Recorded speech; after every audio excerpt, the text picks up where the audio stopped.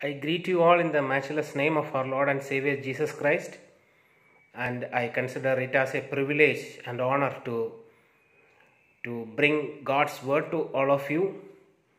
And we are now dealing with the first epistle of Paul to Timothy, and today we are going to meditate from the second chapter, verses 1 to 7. 1 Timothy chapter 2 verses 1 to 7. One of the difficult tasks that we have in our life as Christians is to pray for the people whom we consider as the people who are against us, or the people who are in authority, the leaders, the political leaders who are not in favor of us, or we consider some of our leaders as the people who work against our values and even against Christian faith. And to pray for such kind of people is a very difficult task. But here Paul encourages Timothy to pray for those who are in authority. And he gives some reasons also for that. We need to remember, when Paul was writing this epistle, Nero was the emperor. And Paul even executed by Nero later. So Paul was writing to Timothy when a ruler like Nero was the emperor, who was very cruel, especially against Christians. And he is encouraging Timothy to pray for the leaders, especially those who are in authority. And it starts with the word first of all. First of all, protos. Protos means foremost. So it's a foremost thing, or something that is very important, that we need to know. We need to develop, and something that we need to have, or this should be our priority, top priority, most important, or chief task. It says, first of all, then I urge you. I urge. Some translation says, I exhort. I exhort. So, the Greek word used is parakaleo. Parakaleo derived from two other Greek words. Para means near, and kaleo to call. Or in other words, parakaleo means beseech or exhort. It's not a commandment, something like you have to, but I encourage, because there are some benefits of doing that. So Paul is encouraging Timothy, the young Timothy, his disciples, or his spiritual son Timothy, to pray first of all, or give priority to pray for the people who lead us, or our leaders, our political leaders, the people who rule us, the people whom we consider as our own enemies at the time. And it says, I urge that, there are several words here, he used here, supplications, prayers, intercessions, and thanksgiving be made for all people, all people, all type of people. Okay, and then he said about the kings and other rulers. So he said for all people, we need to have supplications, prayers, intercessions, and thanksgiving. Is there any difference between these terms? So the petitions or supplications, okay, then prayers, intercessions, and giving thanks. So Paul uses 4 words for prayer, and each of which reveals a facet of prayer. Petitions or supplications. What it is? This how to do with supplication or prayers to meet particular needs. It's about some particular need. So if we see some kind of needs in a person or for some of our rulers, we need to pray earnestly. Secondly, praise. It's a more general word for prayer. In most of our liturgies, we have a prayer for the nation. It is something like this, a general prayer, not a specific supplication, but a general prayer. Then intercession. Intercessions means we need to stand in between God and these kings and these people. Okay, we need to intercede. Or praying for others. We are not praying for ourselves. Praying for others. Okay. Then giving of thanks. Giving of thanks. So we need to give thanks for these leaders. How can we do that? Recently, when we look at our what is happening around us, what happened in US, in Capitol, and in India, in during the farmers' strike, and especially on the Republic Day, and how our leadership handled all those issues. How can we give thanks for them, and how can we pray for them? It's very difficult for us. How can we pray for some of the leaders that we have by knowing that they are not going according to the will of God, according to the expectations of God and even the human standards? We know that many of them are not honest. Lot of corruptions are going on, lot of anti-Christian activities are going on, and many are even worse in many areas. How can we pray for them? We need to remember one thing. None of these leaders, whether the authorities of India or in some other countries, are not as worse as Nero at the time of Apostle Paul. He was very cruel, a kind of sadist who blamed the Christians for the fire that happened in Rome. Actually, he only put fire to destroy the human settlements, to construct a new palace. He put fire and he blamed the Christians for that, and he persecuted Christians. He diverted the mind of people against the Christians. And verse 2 here we see, we need to pray for kings and all who are in high positions. That's very difficult for us. But Paul encouraged Timothy, the young Timothy, to do that, to pray, to give thanks to God, because without the knowledge of God, no one will come to power. There is a purpose. God has a purpose to place Nero in that place of emperor.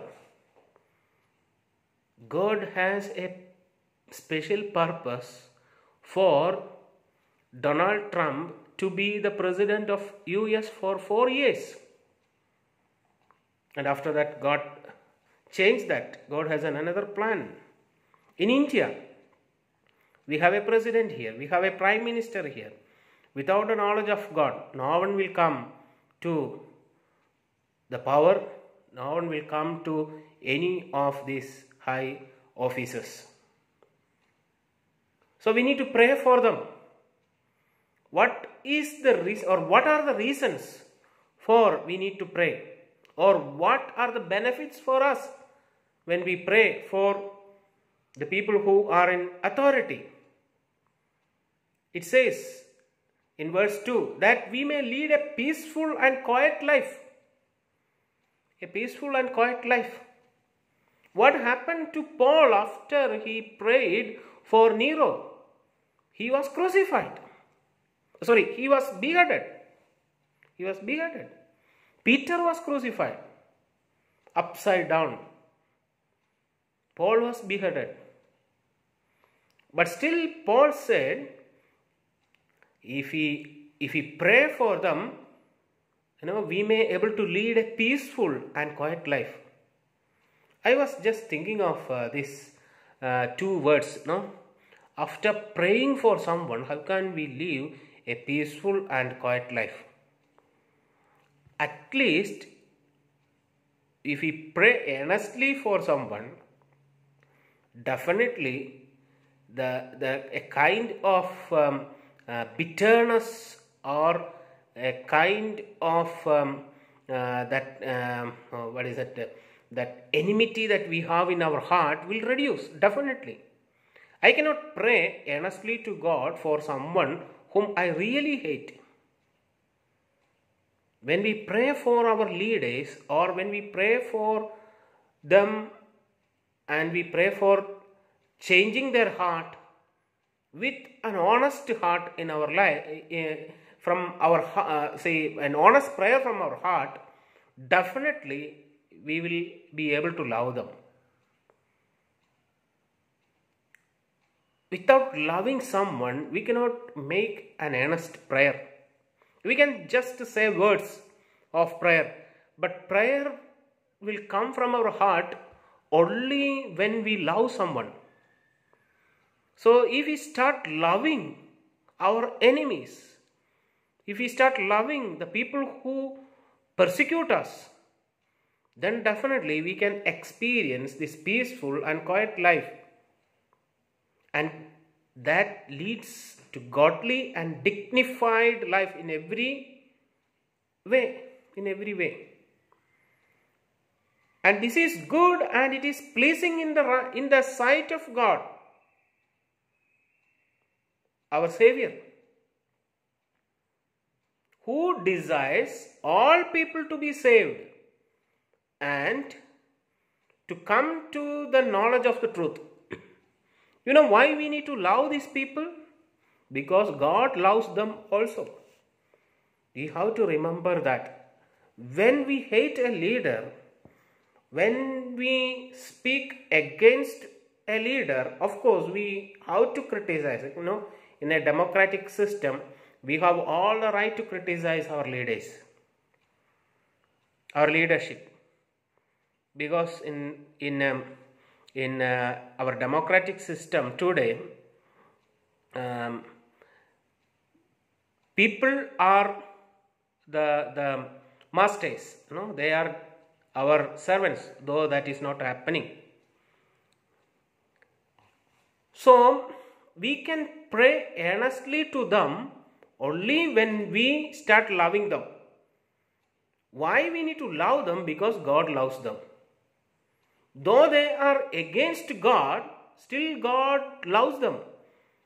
And God has a desire for them that one day they will come to the saving knowledge of God. God expects that. So we can bring a person to God only when we love them and we pray for them. Our prayer should not have a limit for the people who are near to us, or our friends or our relatives. We need to start praying for our leaders, our prime minister, our president, even the president of other nations, or our chief ministers, our bureaucrats, our Supreme Court judges, or our High Court judges, and all others who are in authority, because God loves them and God expects them also to come to the saving knowledge of God. That is God's desire. And we also, if we are really the ministers of God, we need to have the same desire of God for human beings. If we cannot love our enemies, we cannot proclaim gospel to the enemies. We cannot proclaim gospel to anyone. Even Paul had a desire to share gospel with the emperor or with the people who are in authority. And it says, there is only one God and one mediator, the man Jesus Christ. Okay, there is only one God for all humanity. The God of me is the God of the emperor. Earlier in Israel there was a concept that Yahweh as the God of Israel. The God of Israel. But that was not fully true. God is the God of all universe. Christianity, especially, we say Christianity is a universal religion. The God of Christianity, Jesus Christ, is a God for all human beings. Though whether they accept that fact or not is secondary. God, our God, is the God of our Prime Minister, even if they are not accepting that. He is the one who appointed him in that place. It is because of his plan and purpose he is in that position. And he also needs salvation through Jesus Christ. And the only one mediator between God and human beings, including for the leaders, including for the Prime Minister, is man Jesus Christ. That is what we see here in verse 5. For there is one God and there is one mediator between God and man, the man Christ Jesus. And he is the only one. He was not just a mediator. More than that, he gave himself as a ransom for all. Again, the word all repeated again and again here. We need to pray for all because we need to love all. Because God loves all people, including the leaders. And the God is the God of all people.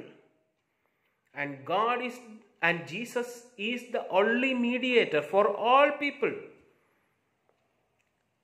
And Jesus gave his life for all people as a ransom for their sins, for our sins and for their sins.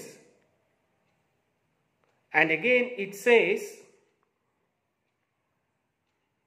and this is the act of Jesus' sacrifice is the testimony given at the proper time, the appointed time.